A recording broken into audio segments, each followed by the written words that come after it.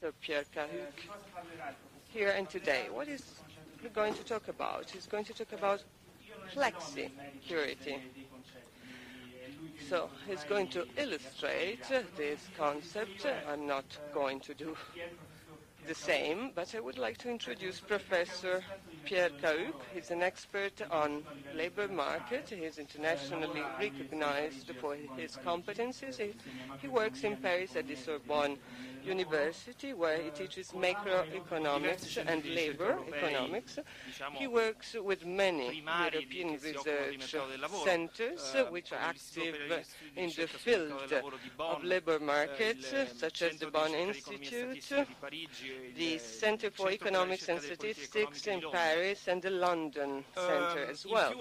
Is the editor of many high-level scientific reviews, labor economics, Journal of Economics, pubblicazioni scientifiche. Non vi faccio nemmeno la lista perché ce ne sono tantissime, tutte su ottimi giornali. Quindi non so, vi cito pubblicazioni sul Journal of Labor Economics, Review of International Studies in Economics, Economic Letter, Economic Policy, eccetera. Quali sono i filoni di ricerca di cui si occupa attualmente? Si occupa fondamentalmente di un primo filone di processi di fissazione del salario e della contrattazione. Un secondo filone si occupa di tassazione nell'ambito del mercato del lavoro in presenza di frizioni. Un terzo filone si occupa delle interrelazioni che esistono appunto tra le istituzioni nel mercato del lavoro, la cultura e le performance del mercato del lavoro, i risultati aggregati del mercato del lavoro. Ecco, diciamo proprio in quest'ultimo filone si inserisce l'intervento che oggi ci proporrà. Di cosa parleremo? Flexicurity. Io vi dirò soltanto due parole su cosa vuol dire questo acronimo, questo Flexicurity. Se noi lo decomponiamo, quello che vuol dire... What does flexicurity mean? It means trying to put together policies which on one side consider social security for workers and on the other employers' need. In particular, employers' needs for flexibility, and this may be interpreted in several ways, and Professor CAHUC will talk about this. Where does this idea come from? From Denmark in the late 90s. A new model of labor market policies was established, including these two components. So the Danish example is a sort of lab for labor policies, but what can we do in Italy? We know there's a very important discussion on the reform of the labor market connected, of course, to the Biagi law, and I think now it's time to take a step forward in this discussion. And one of the important questions is, can the flexicurity model be adopted in Italy? How can it be modified or adjusted to be implemented in Italy? Well, now it's time to give the floor to Professor CAHUC, who is going to tell us about the flexicurity model. Thank you. Okay.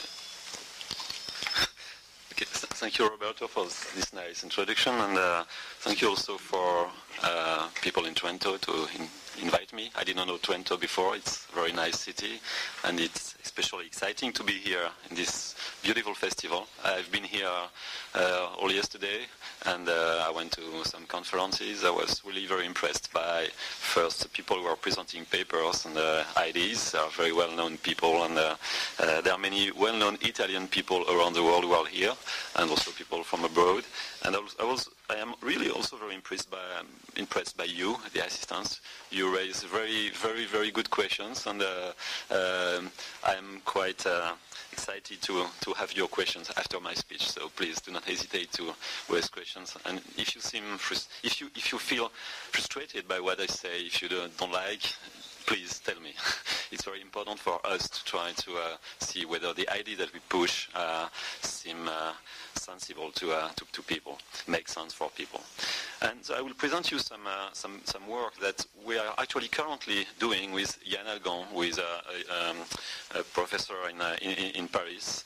And for sometimes we have been trying to think of the links between culture and economic performance, because it turns out that many countries have very, very different economic performance, especially on the labor market. And these differences in performances are very persistent. And at one point, we can think that if it is so much persistent, it could be because people are really different. They don't think in the same way. They perhaps do not want the same outcome. And this is a way of research that we began to do some years ago, and that we pursue in different dimensions. And the dimensions I want to speak about today is about the link between civic spirit or civic virtue and the organization of the labor market. And to begin on this issue, I would like to describe you our point of departure on the labor markets. What are the important facts on the labor markets that we have to deal with if we want to think of the institution that we should have on the labor market? I think that one very important fact that not anyone is aware of is that on the labor market you have a huge process of job creation and job destruction. In a typical OECD countries, you have about 15% of jobs that are destroyed every year. So if you think of Italy, where you have about 13 million people working in the private sector, it makes about 2 million people. 2 million jobs destroyed every year. It makes about 9,000 jobs destroyed every day, every open day.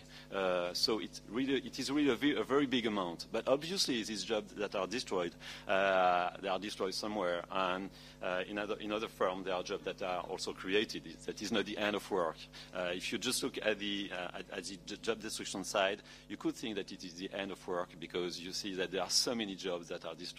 But hopefully, there are also many jobs that are created, and this is a very important process on the labor market.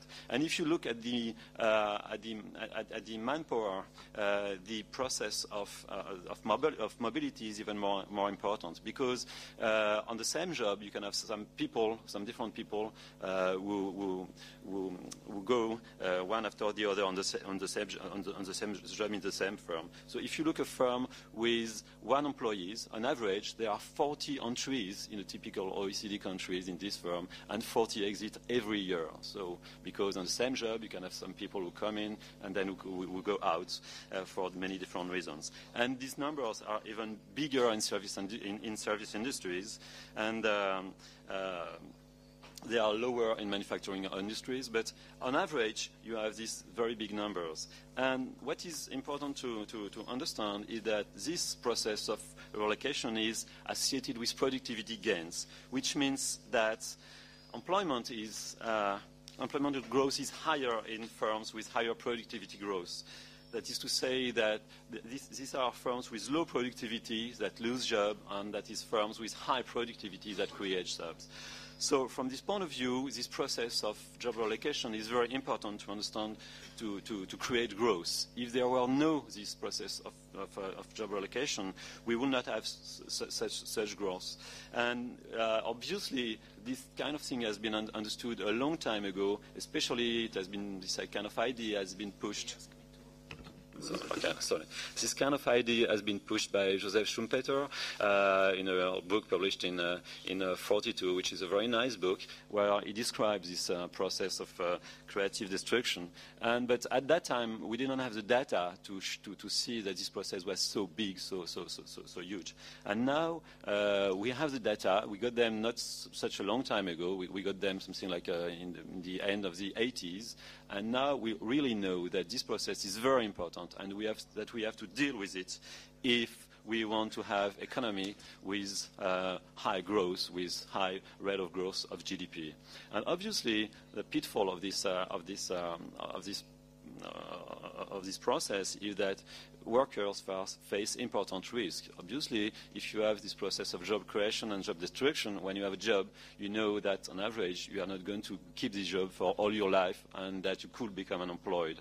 And so I think that today, in modern economies, the challenge for a modern social security system is to provide job security without preventing job mobility, job reallocation, because we know that job reallocation is very important to create growth. If there is no job reallocation, the rate of growth is very small, because a large part of the growth of the GDP is explained by this job relocation.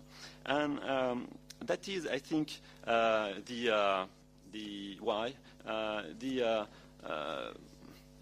flexibility model is so fascinating for many European countries. And actually, this model was adopted in Nordic countries, as Roberto said before. And the typical economy that has this flexicurity model is Denmark.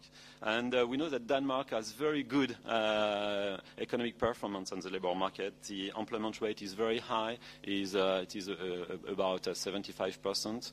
The unemployment rate is low, about 4%.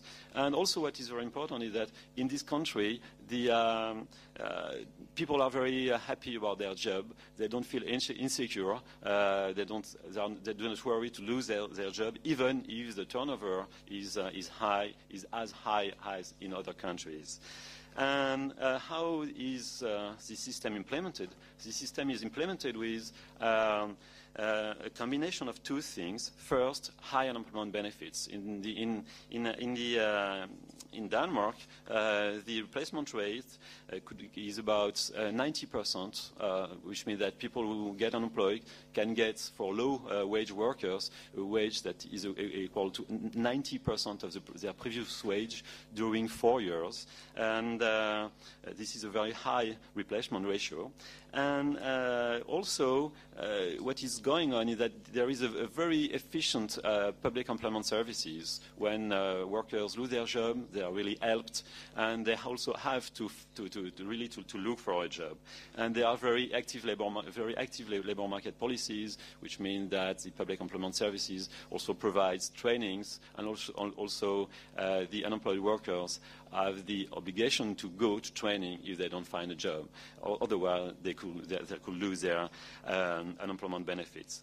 And at the counterpart of these high unemployment benefits and of these efficient public employment services, there is very low job protection, which means that labor contracts are very flexible. It is very easy for employers to fire workers for economic reasons. Obviously, you cannot fire workers if you want to discriminate between a man and a woman or people with different ethnicity. But as far as a firm fire a worker for economic reasons, when we cannot prove that it is for discrimination, then it is easy for firms to fire workers. And I think that the main idea of this system is a view on unemployment which is very different from the view that we have in many continental and southern European countries. The basic idea is that unemployment is useful to some extent. Unemployment is to be unemployed and to look for a job is something that it is socially useful, because when you look for a job, you are going to look to get a job and then to pay taxes. And when you go from one job to another through unemployment, then you improve the average productivity in the economy, because usually you go from low productivity jobs to high productivity jobs. So this is this idea that being unemployed is not it's not a drama to be unemployed. It can be socially useful. It has to be socially useful, and departing from this idea, then you can implement a system that is very different than the system that we have in many Southern European countries. And so this idea, actually, you could think that we just interpret what is going on. But if you see at what Mr. Claus Frederiksen, who was a Minister of Employment in Denmark, claimed, it was the occasion of a conference on flexicurity. You can find this speech on the web. So he says the following to French people who were there. The Danish flexicurity model has been proclaimed to be the panacea that will solve all the problems of the French labor markets. And there are many good reasons why the French are looking to Denmark for inspirations. Denmark is among the European countries with the highest employment rates and the lowest unemployment rates. Danish employees are in the forefront internationally when it comes to how they see their job security, and Denmark is also in the top class as regards job satisfaction. So these people are very happy of this system, and actually they recommend to French people to adopt this flexicurity system, this flexicurity model. And also the European Commission has really recommended for years to recommend this flexicurity system to many European countries. And unfortunately, I would say that this kind of remark also applies to France, but it also obviously applies to Italy and to many European countries, and as we will see now. Because if you see very roughly how the system of job protection and employment benefits are organized in European countries, you can really see that there is a trade-off between countries with high job protection and low unemployment benefits and countries with high unemployment benefits and low job protection. So here on this figure you have a measure of job protection, which is the costs of that the firm face when the firm went to fire workers. And the more you go on the right, the more job protection is important. So this is the OECD measure of the job protection. And this is an index on which I cannot give you any details. It will be too long, but if you have some questions after, I can answer to them. And on the vertical axis, you have the amount of unemployment benefits, which is the expenditure per unemployed worker divided by income per capita in each country. Okay, so you see that in Denmark, we have very important expenditure for each unemployed worker and very low job protection, as I said before. Denmark is really at one extreme. And when you look at Greece, Italy and Portugal, you see that they are at the other extreme, and we have very important job protection and very low unemployment benefits, which mean, in other words, low expenditures for unemployed workers. And if we relate these features to the labor market performance, you see that you have some relation that can be seen on this figure, but if you do more sophisticated analysis, you see that these relations are really there. They are more robust than what it appears on the figures. So you see that you have actually an increasing relation between the participation rate and the unemployment benefits. So on the horizontal axis, on the left graph, this is the same definition of unemployment benefits as before. And on the vertical axis, it is what we call the participation rate, which means the number of people who participate in the labor market, that is to say that are either employed or unemployed, divided by the number of people who are in working age, that is to say between 15 years and 65 years. And you see that Denmark has a very high participation rate and very high unemployment benefits with respect to countries like Italy, Spain, Greece here. And overall, there is a positive relation between these two variables. And if you look now at the right-hand side figure, you see that you have a negative relation between the degree of job protection and the participation rate. And here too, you have a very strong opposition between Denmark and Italy on these figures.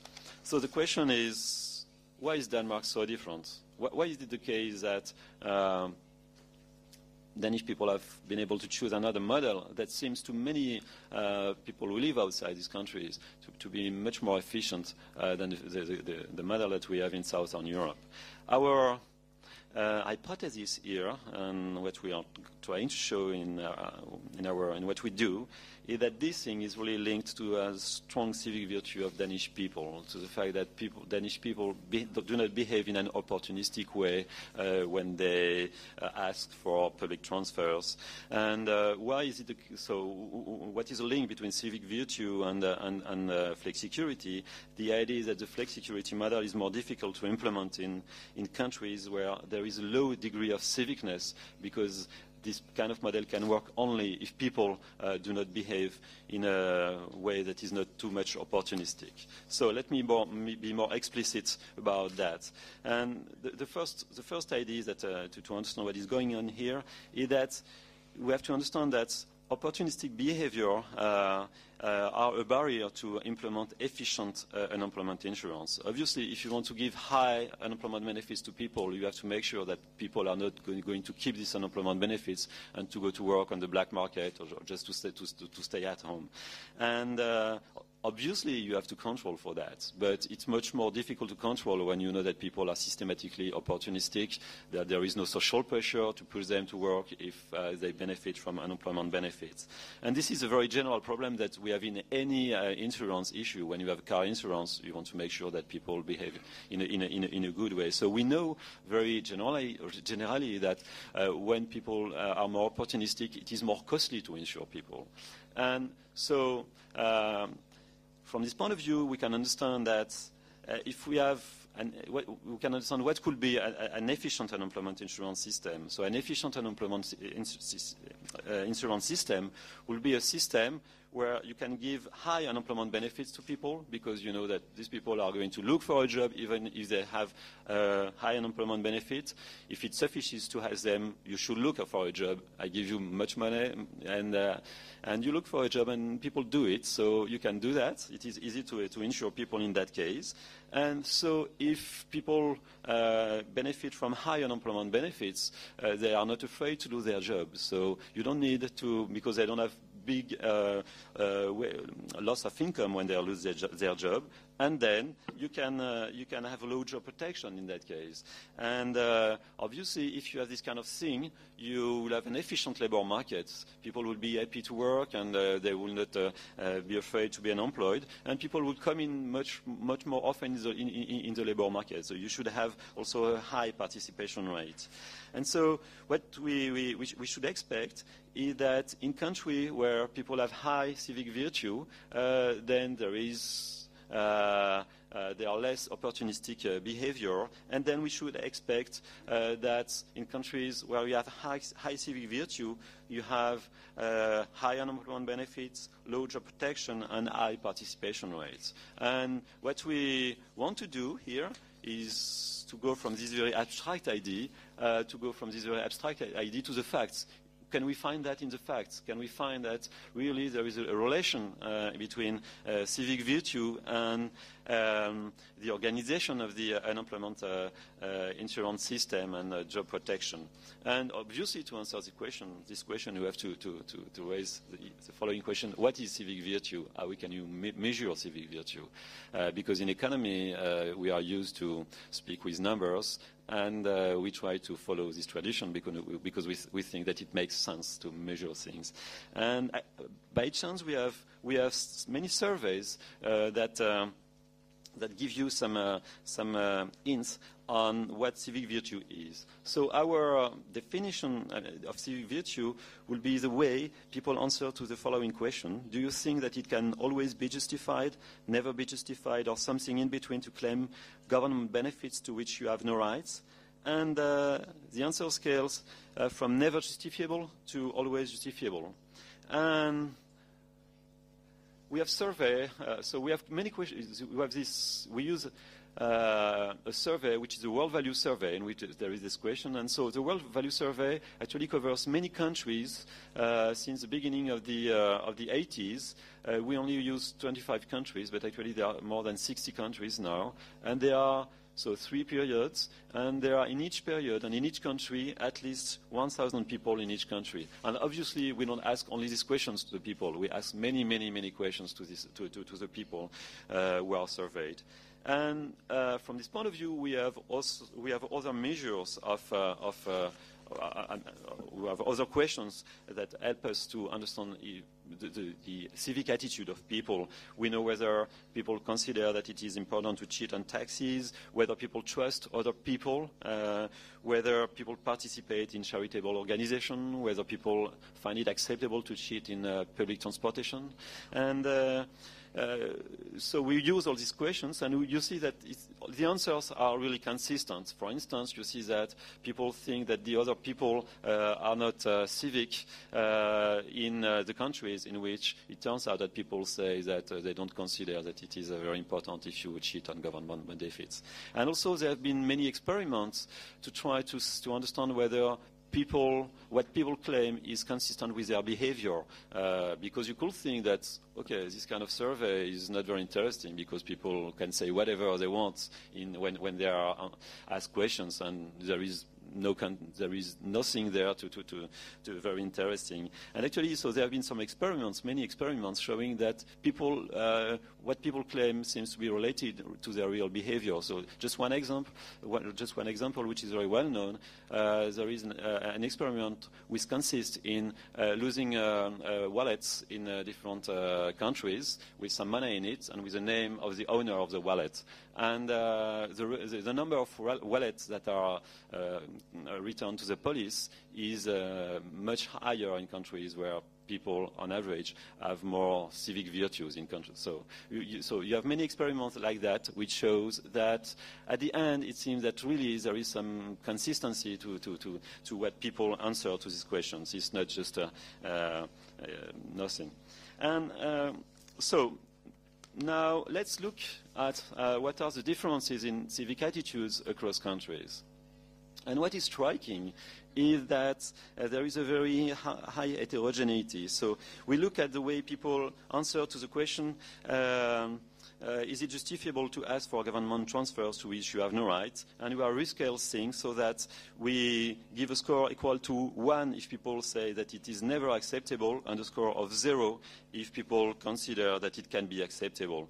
So, and this bar that you have here, for instance, for Denmark, means that in Denmark you have 86% of people who say that it is never acceptable to ask for government transfers to which you have no rights. And you see that obviously what is striking here is that the a priori ID that we have in the countries shows up in the data. You see that in Nordic countries people seem to be quite civic from this point of view. Then after you have the Anglo-Saxon countries, and then when you go right, you are going more to southern countries and Mexico. Here, Italy is not bad from this point of view, and but it makes for this question, Italy is a little different from the other question on taxes and other things. But for this question, Italy is quite good with respect to a country like France. France is really very, very bad for this kind of questions, and France is very bad for many, many questions. Actually, Italy is on average better than France for many of these questions. And so, what is also striking when you look at these things, it is that there is a very strong stability of cross-country difference in civic attitudes. If we take the mean reply in 80s, which is on the horizontal axis, and the mean replies at the, in let's say, year 2000, you find that you have a very strong correlation. It is very stable. Denmark is still very high in the beginning of the 80s and in year 2000. France is very low. Unfortunately, Italy is not there because Italy was not in the survey in the 80s, and there are less countries here. We have 25 countries here. There are only 15 countries. And so obviously you could think that these differences between countries are linked to the fact that people are different across countries. People have different degrees of education. People have different religions. Also, the age structure of the countries can be different, the family status can be different, the income can be different. And if we want to know whether these differences are linked to the country or are linked to the fact that people in different countries have other features that explain that they behave in different ways, we have to take into account these things. And so what we have to do is that we have to compare people of the same age, the same gender, same education levels, same income, same employment status, family status, same religion from different countries. So since we have a sufficient number of observations, to some extent we can do that, and we can isolate what we call the country fixed effects, the differences in attitudes that is due to the fact that people live in different countries, comparing people with same sex, age, education, family status, religion. Religion is very important because we could think that people who are Catholic behave in a different way than people who have no religion, or behave in a different way than people who are Protestant. We have this idea that Protestant people are much more civic than people with no religion, and also more civic than people who are Catholics. And is it right? Well, what we can see that to some extent it is right. I will not show you this number for the differences in individual feature like religion and education. So what we find is that people who are more educated are also have better civic virtue. Also, civil virtue increases with age. People who are married and who have children have higher civic virtue.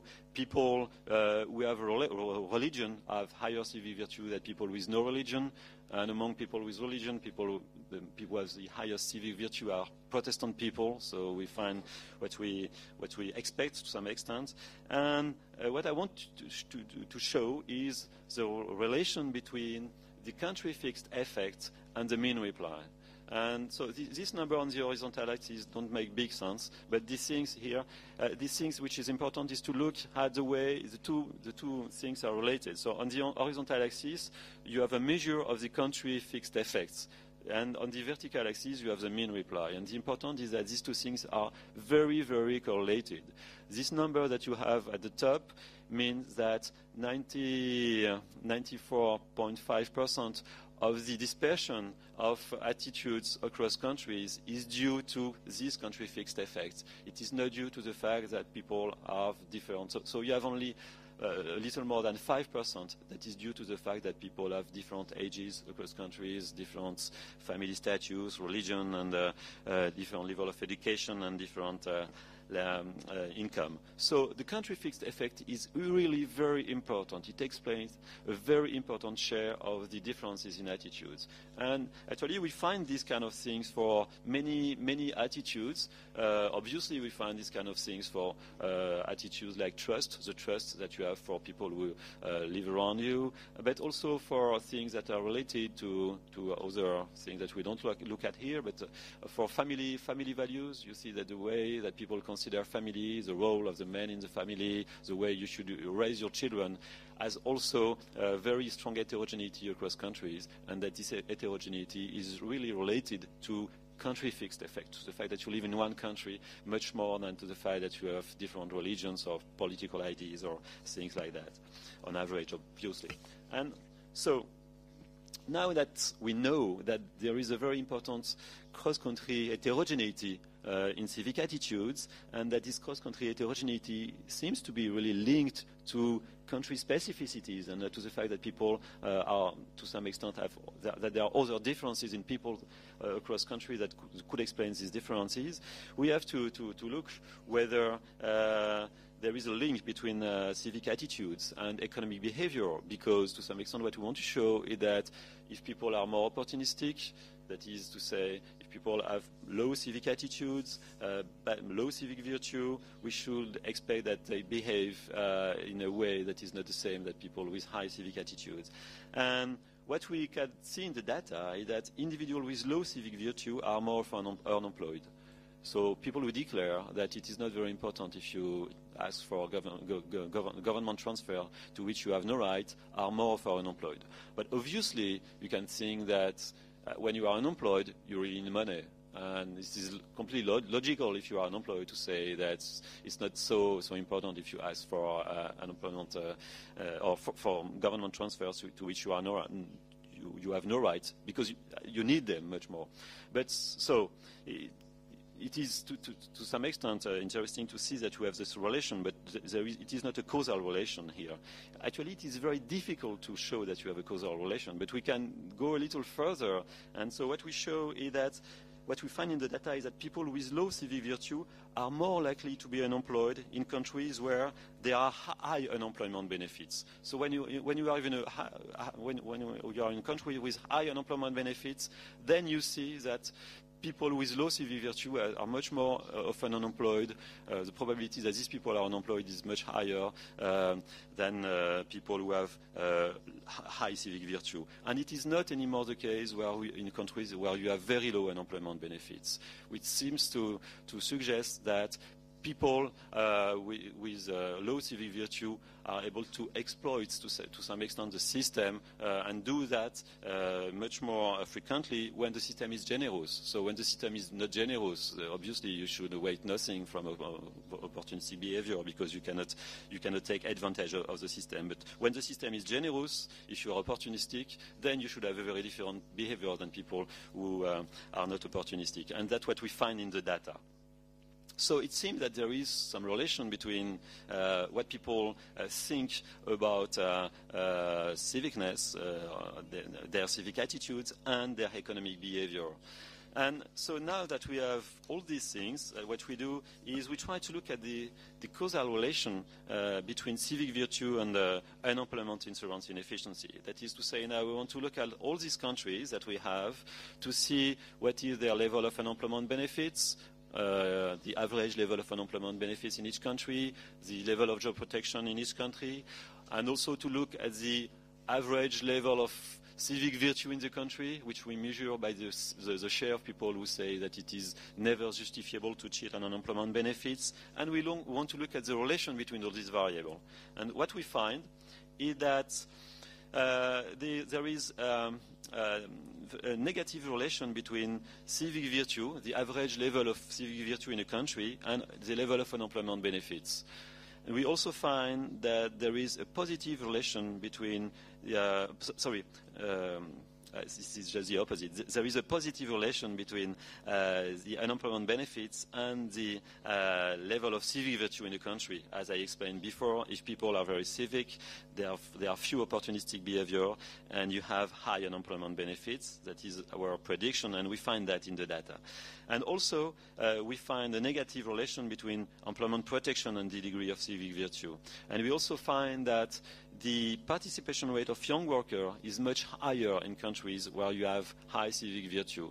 And this is related to the fact that when you have high civic virtue, you have low job protection, and it is quite easy for workers to enter into employment, because when you have low job protection, then the workers there is a higher turnover of jobs of workers who are in adult workers who are more than 25 years old, and these people move more often, and there is more turnover on the labor market, and it is a way to allow the young workers to integrate into employment. Because in countries like Italy or France, we have a very high unemployment rate for young workers, which is due to the fact that it is very difficult for young workers to find stable jobs.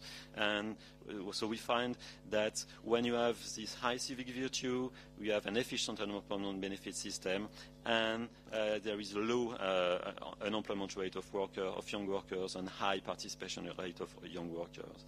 But obviously, when you look at this correlation, the issue is that correlation is not causality. We find this correlation between these things, but it could be the fact that if you change institutions, if you change the unemployment benefit system, people are going to change their behavior and going to become civic. So imagine that, for instance, in Italy, we decide to change the unemployment benefit system to give high unemployment benefits, to impose some control of them on the way you give unemployment benefits. This is to say to help people to find a job, but also to control that they really look for a job.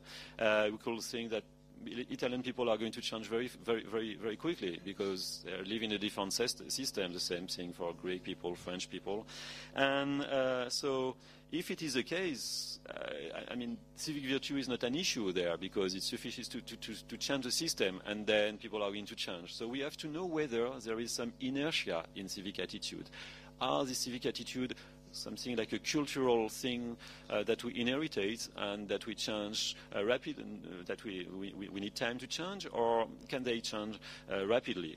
And so in order to look at this issue, the influence of culture, what we do is that we look at the civic attitude of people who are born in the US. So we all live in the same economy, and we have always lived in the same economy, with the same institutions, in the same environments, but who have different country of ancestry. Because we look at the US, because obviously in the US people originate from different countries. You have an important share of people who originate recently from different countries, and we have the data to look at this issue, to look at the influence of the country of origin on the civic attitude of people. And what we find that there is a very strong influence of civic of the country of origin on the attitude of people. So before showing you, I describe you very rapidly the question that we use. So we use a survey that is called the General Social Survey that exists in the US since 1972. And it is a very big survey where every year you have some people who are more than 2,000 people every year to which you raise questions, and we ask them exactly the same question as the question that we used before in the World Value Survey about civic attitudes, and also a bunch of many other questions. And we also have the question, from what country or part of the world did your ancestor come from? And if there is more than one country, which one of these countries do you feel closer? And also we know in this survey whether the parents arrived or the grandparents arrived, so we know many things about the ancestry of the people. And we use actually two waves, and we only use 16 countries because obviously even if there are many immigrants in the US, you have countries from which you have not so many immigrants, and you don't have enough data to look at what you want to do for every country. And so what we did after is that we looked at the relation between the civic attitude of American by country of ancestry, which is on the horizontal axis, and the civic attitudes in countries of residency. So, for instance, if you look at Italy, and if you look at the vertical axis, on the vertical axis, you have the proportion of Italians who consider that it can be acceptable to cheat on government benefits, and you see that this proportion is 25% higher than for Danish people, because here the zero, Danish is a reference country. We are looking at the differences with respect to Danish people or people who originate from Danish origin, and you see that Italy, you have 25% less than Danish people. Okay, so the idea is that this number of 25% indicates that on average, when you take Italian people with the same sex, age, the same income than Danish people, on average, these people in Italy save 25% less than it is never acceptable to cheat on government benefits. So this is what you have for people who live in Italy on the vertical axis, and then on the horizontal axis you have the same thing for people who live in the US but who have different country of origin. And here actually you have second generation Americans on this figure. And so you see that on average, if you look at people who originate from Italy with respect to people who originate from Denmark, on average, these people who originate from Italy consider that 15% more frequently that it is not a big problem if you cheat on government benefits. And if you look at all the dots here, all the countries, you see that there is a very strong correlation between the civic attitude in the country of origin and the civic attitude of people who currently live in the US. And this suggests that you have a strong inertia in behavior. And if you look at the third generation Americans, you're still seeing a correlation, which is less important, obviously, and even for the fourth generation Americans, which really seems to show that you have a strong inertia and that it is not that easy to change civic attitudes. Obviously, it doesn't mean that you cannot change them, but it seems that civic attitudes to some extent have some inertia. So when we look at the correlation between the civic attitudes and the institutions and the labor market performance, it really seems that civic attitudes are a constraint on the way you can implement institutions. So from this point of view, we think that civic virtue is an important ingredient to implement the flexicurity model. But obviously there are many other elements. This is not the only elements. There are some other elements like the political organization and many other things. This is not the only element, but it is, we think, an element that plays an important role. And what we think that it is, if we want to implement reform, it is unlikely that we could succeed to have important reforms in the efficiency of the labor market, looking at this issue of unemployment benefits and job protection, we are without a comprehensive policy that tries to affect civic behavior. Because when you try to understand why people have bad civic behavior, you can understand that it is also related to the organization of the society. So what we want to say here is that you have some inertia, but obviously in the long run, civic attitudes are also influenced by the institution in which people live. That's what you see in the US. You see in the US that generations after generations, we have some convergence in attitudes, but it takes time. So if you want to change attitudes, you really have to also to change institutions, but it will take time, and you have to take into account these interactions between these two things. For instance, what we know is that if you live in a corporatist country where there are different advantages for different professions or different industries, it is not very helpful to develop civic attitudes, because people always think that the other professions or the other industries have advantage that they do not have and that they pay for it. And also, if you have countries where you have many means-tested policies which are not well targeted, it can be very bad for civic attitudes. For instance, in France, we have something like 60% of the people in France who are eligible to social housing, but we have only 20% of the people who get social housing. So there is when you have this kind of policy, it is a big problem, because you think that people who are in social housing get it through special ways that are not necessarily very honest, and especially for those who have nice social housing in the center of Paris. And this is very bad for civic attitudes, because when you begin to think that the other shit, then you say, why shouldn't I could also shit. So we have many experiments we show in social science that when you know that the other people take advantage of the system, you do the same thing. So from this point of view, when we try to think of the way we design policy, it is very important to design policy in a way that is able to sustain civic attitudes. And obviously, from this point of view, it is very important to know more about the dynamics of values and preference, and also how these values and preferences are influenced by the institutions. But this is a research program, and I think that we need to know much more about these issues to know how to deal with them. Okay, I will stop here. Thank you for your attention.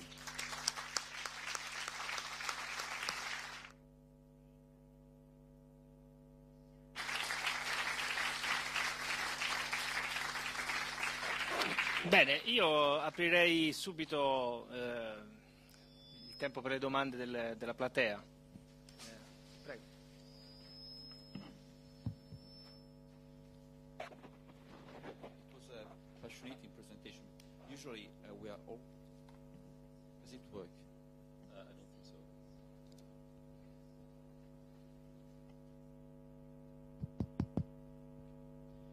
Usually we are always very worried about whether or not flexicurity is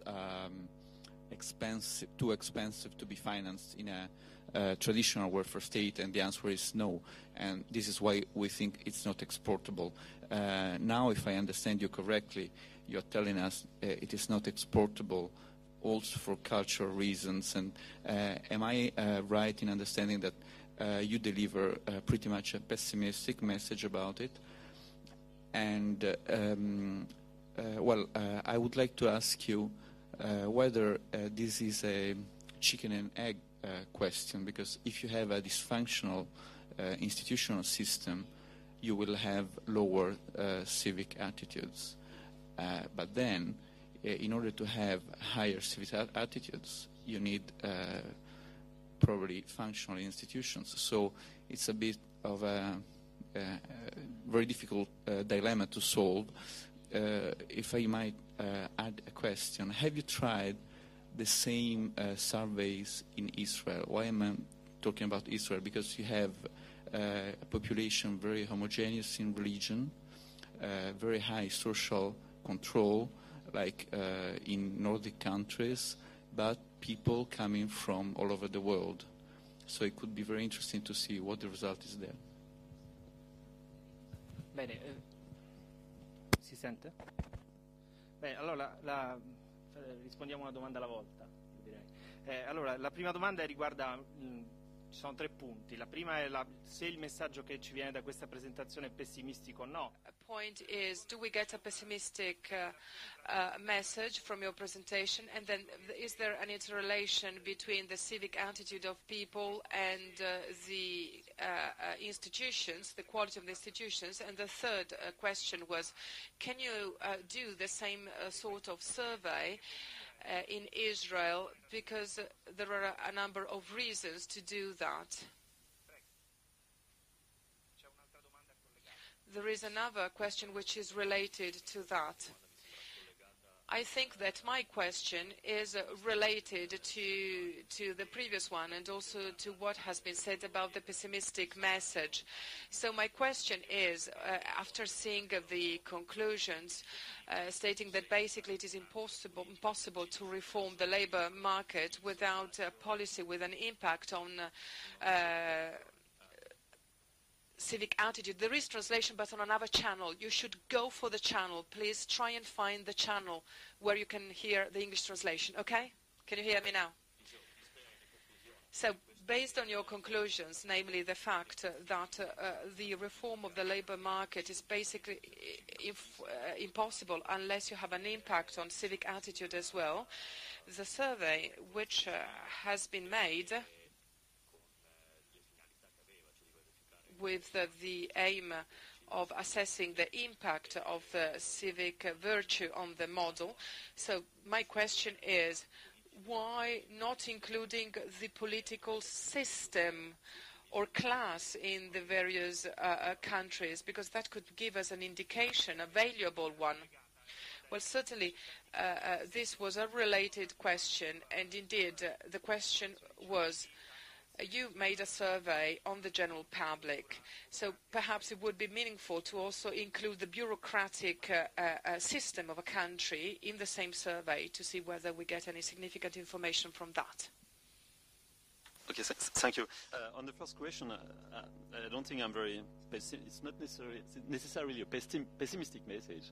It is a pragmatic one, I think. So what we say first, it is that, I mean, it is a work that we are doing, so we should take it seriously, but also we have to be more precise about it. For instance, if you look at Italy, there is a very strong heterogeneity between the north and the south. And actually, it is very interesting to see that many of the work on social capital come from Italy and come from this fascination about this opposition between the north and the south of Italy. You know, the work by sociologist Banfield and also Robert Putnam, who is one of the father of social capital, really worked on Italy. So it is a very interesting country from this point of view. You have a very strong heterogeneity across north and south Italy. And from this point of view, in our analysis, we don't take that so much into account, and we have to do this. But still, I think that okay, sorry. But still, I think that we have here some results. And it is pragmatic, and I think that it can be helpful to the extent that, for instance, what I've said on the way that you should design economic policy is important to the extent that we should be aware that when we design economic policy, we could have an impact on civic attitudes in the long run. For instance, if I take an example, here in Italy, you have a debate on the minimum wage. Okay? And in France, we have a very high minimum wage and a legal minimum wage that applies to anyone in the country. And with Yann Algan, we have done some work on this. And what it appears is that in countries where you have high minimum wage, you have not so much social dialogue. And so people do not interact. People wait for the state to set the wage, and people do not interact. So people do not communicate. And this is not very helpful to develop social trust, good social attitudes, and because people it does not push cooperation in the workplace. And so usually this kind of thing is not in the public debate. You are not aware that if the wage is set by the government, it will destroy to some extent social dialogue. And actually, when you look at the data and when you look at the dynamics of the union density and the trust in unions in countries where you have high minimum wage, it is very bad. And when you look at the dynamics of union density and trust in unions and also to some extent civic behavior, it's much better in countries where you don't have a minimum wage that is fixed by the state. For instance, in Nordic countries, you have obviously minimum wage, but they are not set by the state. It's not a legal minimum wage. It is set by the industries. So we should really take, I think, into account this kind of thing if we want to understand the implications of public policies. And from this point of view, I think that it can be helpful to have this kind of analysis. This is not just to say that we cannot change anything. I think that we can change things, but we should be aware of the impact of the change that we make in the long run. And so we should be aware that civic attitudes and many attitudes changes when we change the environment. And so from this point of view, I agree with you that we could go to a bad equilibrium where, I mean, you can think that there are good equilibrium and bad equilibrium, and that we can go slowly to very bad situation where people are very bad civic attitudes, bad institutions, and that we are in a very bad situations. And I really worry of that for many Southern European countries. I live in France. We have the same kind of problem. And so I think that being aware of these dynamics of civic attitude could be helpful to figure out how we could go out of these things when we implement public policies.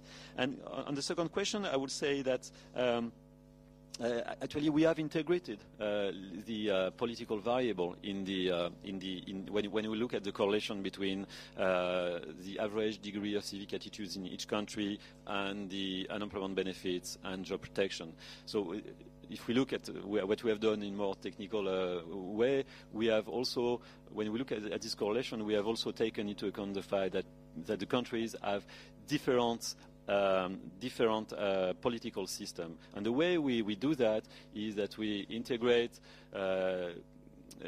country fixed effects. So the idea is that we look at the change of civic attitudes across countries and the change in the level of unemployment benefits and job protection across countries for each country on average. This is a way to look, when you look at these dimensions of the correlation, this is a way to make sure that these correlations between civic attitudes and job protection and unemployment benefits does not come from feature of each country that are fixed over time. For instance, the fact that these countries have different geographical localization or different political system. So this is a way to do that, and we do that. We do that. So we control for that kind of things to some extent. So sorry, for Israeli, it's a good idea. I know that there have been many things doing with the taking advantage of the fact that you have many immigrants in Israel, but I'm not aware of this kind of thing for Israel. So obviously, Israel is in the World Value Survey, but there are only 1,000 people in each wage. So it is not enough to do what we want to do. So because what we do in the US, we use another survey where we have more than 100,000 people, and so we can do many things. So it's a good idea. We should have to check whether surveys exist in Israel. Thank you for this idea.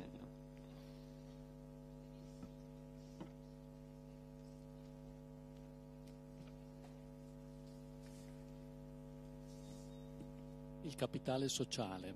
Io vorrei sapere quanto, ha già chiesto il precedente che ha chiesto, ha già chiesto, ma io vorrei che lei approfondisse un pochettino di più come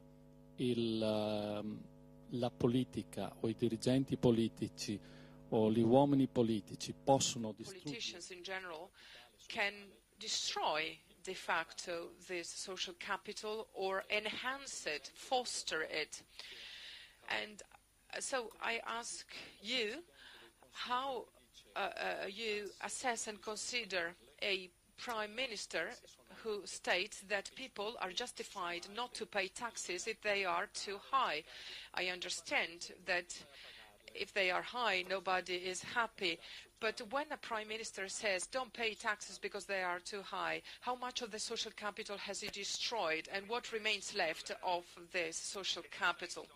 So the question pertains to social capital and politics in a general sense. So perhaps we should stop there and leave out the second part of the remark. Actually, still, when we look at the data, you have a very strong correlation between indicators of corruption and the quality of civic attitudes and trust. There are many indicators about the corruption of the degree of corruption of different countries. They are very easy to look at. If you look on the web, there is on the World Bank has developed many indicators. So these indicators come from survey where you ask to people, but so to citizens, but also to people in the administration, their view on the transparency of the administration.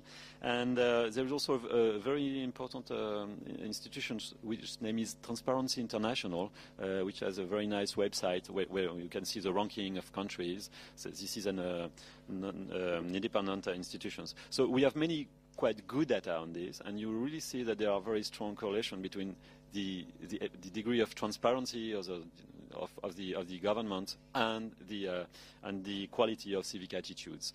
So from this point of view, I think that having an administration which is efficient, transparent, is very good to develop civic attitude. This is completely logical, because when you think that the other people behave in a good way, then you feel that it makes sense to behave also in a good way, to pay your tax, because you know that the other pay your tax, and that benefit that people get, it makes sense. And so from this point of view, it is completely logical, and that's what we see actually in the data.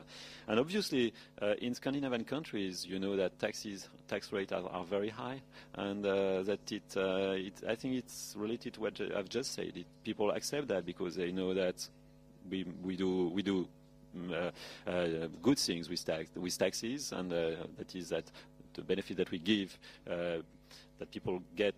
It is because people, on average, deserve these benefits very, very frequently, so you accept to pay for these taxes. And I don't know which prime minister said that, but obviously it is not very helpful to develop civic attitude.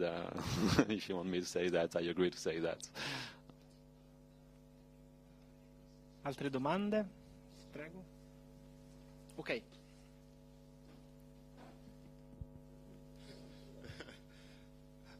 I would object a little bit on the I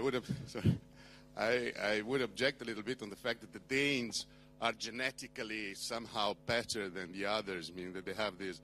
And also the two questions that were posed before, they posed the attention of somehow on the importance of institutions that are reliable, efficient, and credible. And you have basically that in Denmark, and the reliability of institutions and the efficiency of institutions creates, in fact, civic attitude. And I think that all the data you have presented can be, in fact, interpreted in terms of this institutional aspect. That is, the Danes cannot cheat.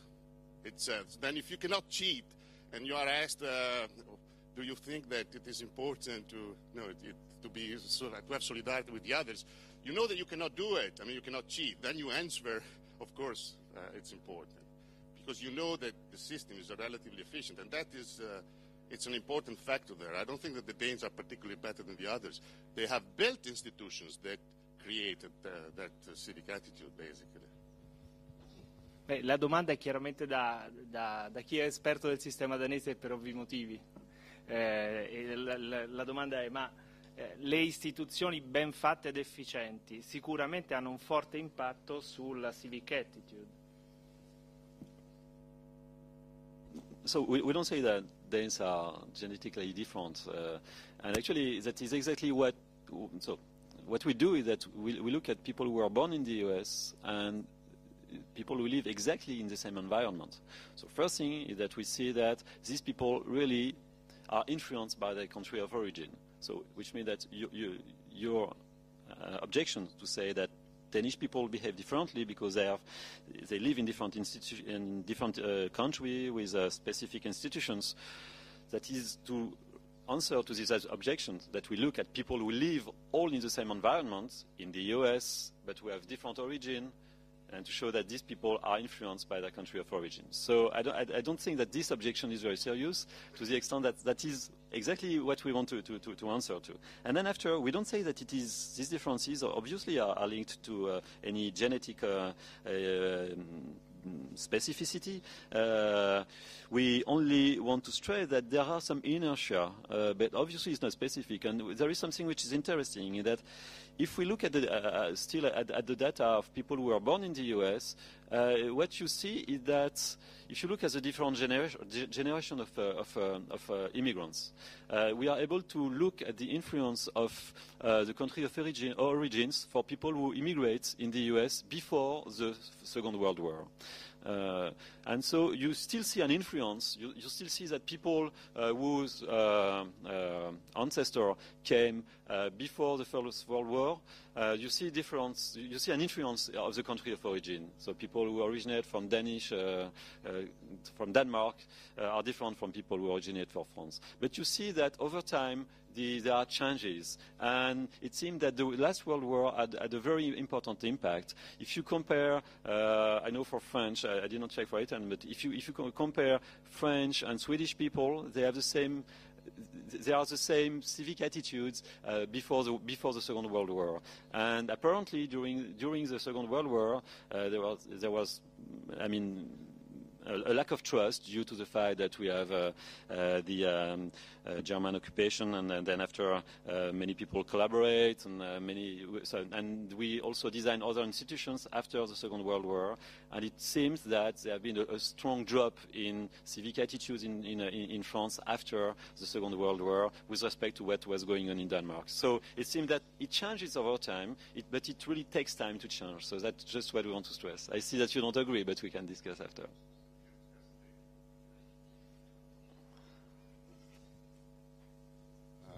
Just a remark, if it is, if I can be allowed to reply. The question of causality.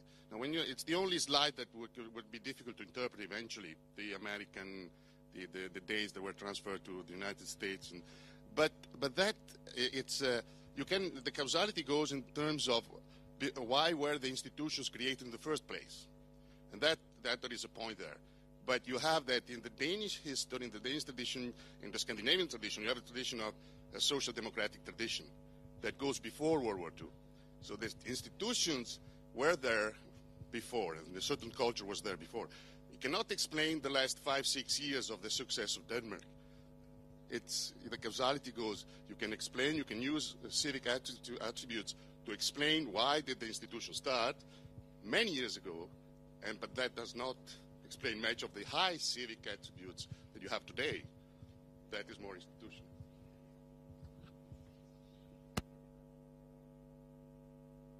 No, I agree with you. Perhaps that the term causality, you don't like, is too strong. So this is interactions between two variables, and what we just want to stress is that you have some inertia in civic attitude. It cannot change instantaneously, and so from this point of view, there is a causal relation between civic attitude and institutions. But obviously, you have also the causality that goes the other way around, because you have a dynamic. You have some dynamic interactions between these two variables. The message I would just like to give is just that civic attitudes imply some constraints on the way, at one point of time, on the way you can design institutions. That's all what we say. We want to say. Okay. Altre domande? C'era prima di questo. Sono Balzarini di Confindustria Trento. Io volevo chiederle se nei suoi studi avesse osservato differenze tra i vari paesi analizzati in termini di chiarezza e focalizzazione di progetto politico, di obiettivo politico. E faccio un riferimento molto specifico a un argomento che oggi è sul tavolo delle parti sociali, quindi dell'industria, by the social partners, employers, the government and the unions. That is the extension or renewal of the agreement of 1993. At that time, in 1993, there was a clear political project, and all social partners were focusing on the introduction of the euro and on its economic impact. Nowadays, things are different, because we don't have clear political objectives. Do you see any differences across countries in the study you have carried out? I mean, the question concerns the principle and the role of institutions which have an impact on civic attitude. So the question concerns political projects and objectives in the different countries. And do you think that a clear political project may have an impact on civic attitude? Have you seen this in your studies? I agree that to some extent social cohesion, your idea that social cohesion could help for people to share common objectives and they should develop civic attitudes. So I agree with this idea. I think it's a very good idea, but it's very difficult to define what is a clear political project. So I'm not aware of any survey where you have these kind of questions. It could be very interesting to look at, but I don't know any survey where we could look at this kind of issue. I have to think about it. But I really agree with the general idea that you have, that defining clear projects that people understand is important to help to develop civic attitudes. From this point of view, explaining what is Flexicurity, that the aim is not just to destroy jobs, but to try to give more security to people, is perhaps a way to try to help to give some sustain to this kind of project, and to help people to understand that it makes sense and to believe in it.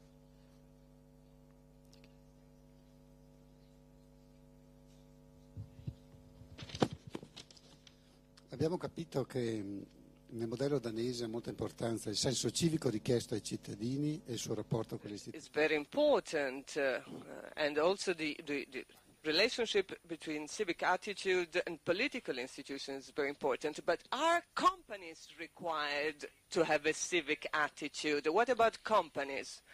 Do you think that companies actually need a civic attitude, or are there differences in the different countries from this point of view? Yes, you're right. There are differences across companies. There are surveys where there are surveys that show that kind of thing, that countries or people, actually managers of different countries, have different attitudes. So in this survey, you ask to people whether different companies that originate from different countries try to corrupt the administration more often. Which to say, the example, for instance, let's take France. We asked to people who are in France, to managers in France, whether companies that originate from the UK, the US, India, try to corrupt the administration. And so we have this kind of survey. It is I think that we can find it in Transparency International, and you see that there is a very strong correlation between the average level of civic attitude in the countries and the way managers behave in the foreign country. So from this point of view, also, this kind of attitude seems to be shared by most people. Bene, altre domande?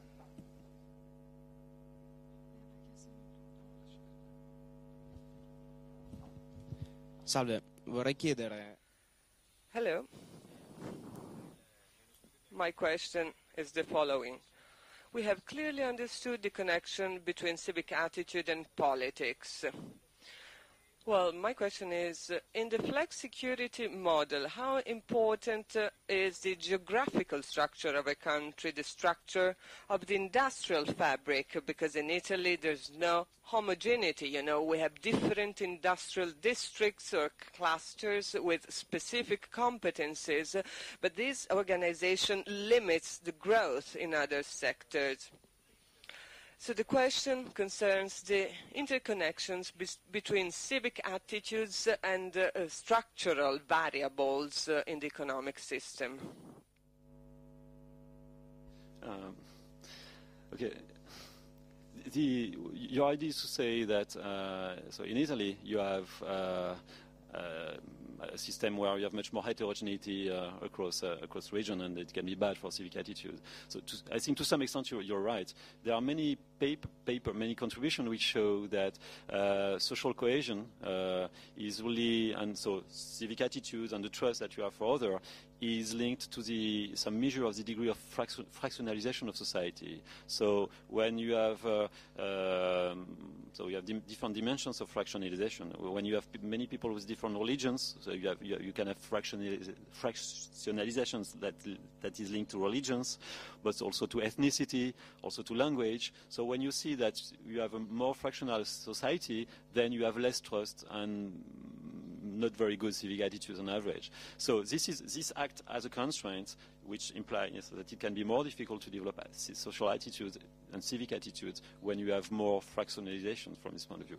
But this is only a constraint. You can try to, you have to take into account. But I agree with you that it is more difficult to develop civic attitudes when you have more fractionalized society. Many empirical evidence show that it is the case. But to some extent, Italy is not so much fractionalized to many extents. There are countries which are also like for instance, the US, the UK, which are also very fractionalized, at least as Italy, and where the degree of civic virtue is much higher. So there is still some degree of freedom to improve things.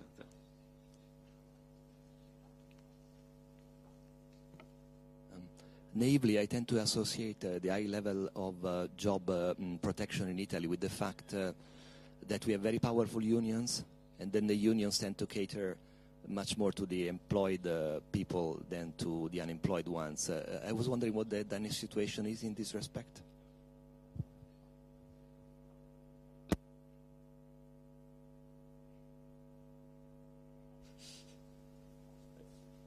Sì, direi che abbiamo tempo per questa domanda e un'altra domanda, poi siamo costretti a chiudere le domande. Prego. I tend to associate the high level of job protection in Italy with the fact that we have powerful unions that cater mostly to the employed people. I was wondering what the Danish situation is in this respect.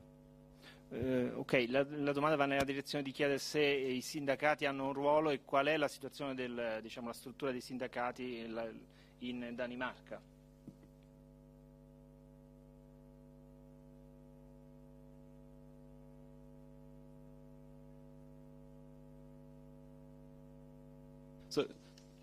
So trade unions are very strong in Denmark. More than 70% of people belong to trade unions. But the fact is that trade unions manage the unemployment benefit system to a large extent. So they obviously take care of the unemployed people because they want them to find a job. Otherwise, it's very costly for them. So you can have a system with very low job protection and very strong trade unions. And actually, if you look at the cross-country differences, it turns out that in the Nordic countries, that is a place where trade unions are very strong, and even the union density increased over the last 30 years, so you don't observe a decrease in trade union density.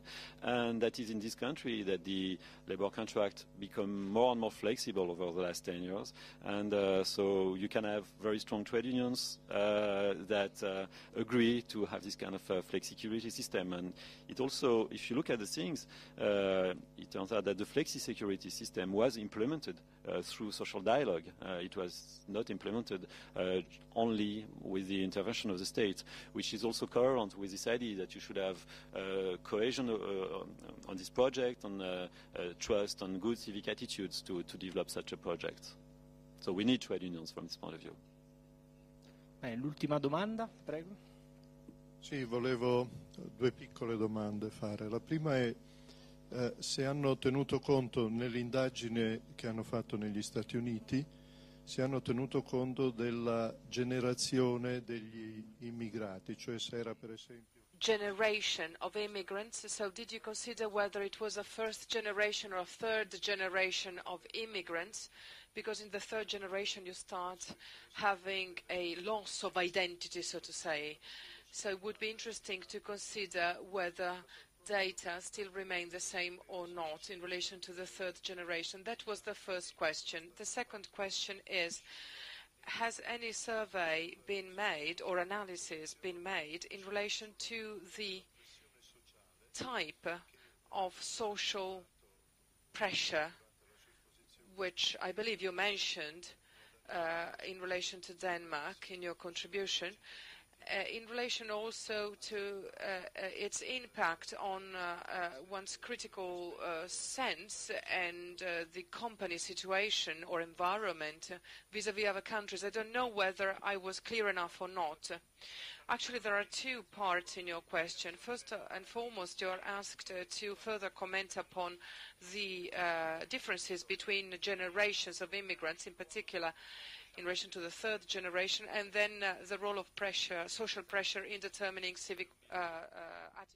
Even more optimistic things perhaps about Italy and Southern European countries. But on the first question, actually we did that. We looked, so the result that I've shown to you is for second generation Americans, which means people who were born in the US but whose parents arrived in the US. Okay? And when we look at third generation Americans, which means people whose grandparents arrived in the US, you still see an impact of the country of origin, but you see that this impact is lower. And if you go on, it becomes lower and lower, which means that you have some convergence. Okay? So this is the answer to the first question. And on the second question, you're right, to the extent that it seems to be the case that in Nordic countries there is a very strong social pressure to induce good social attitudes. We know that the neighbors are looking whether you behave in a good way, and I don't know any. I'm not aware of any survey on this. We began to thought about these issues, and to some extent, it indicates that from a welfare point of view, you could have some negative aspects of very well developed civic attitudes. If you develop good civic attitudes only because you have the pressure of your neighbor who are always looking at what you do, you perhaps do not want to live in this kind of society. So perhaps that we should not go too far in this direction, and perhaps that it is much more pleasant to live in a country where you have to some extent some bad civic attitude, not so bad, but and where you have more freedom. So we don't want to say that we should live in a country where the best outcome is an outcome where everyone put a very strong social pressure on the other to respect the law. We should keep some freedom, but this is a very complex issue, and we have to think more about it to know what will be the good level of social attitudes. It is very far from what we have just begun to do. Okay, I thank you for all these questions. I think that we have to stop now. Bene, grazie della vostra attiva partecipazione, che ci ha permesso di approfondire anche l'argomento, e soprattutto grazie al professor CAHUC. An active way this meeting, and we thank Professor CAHUC for his contribution and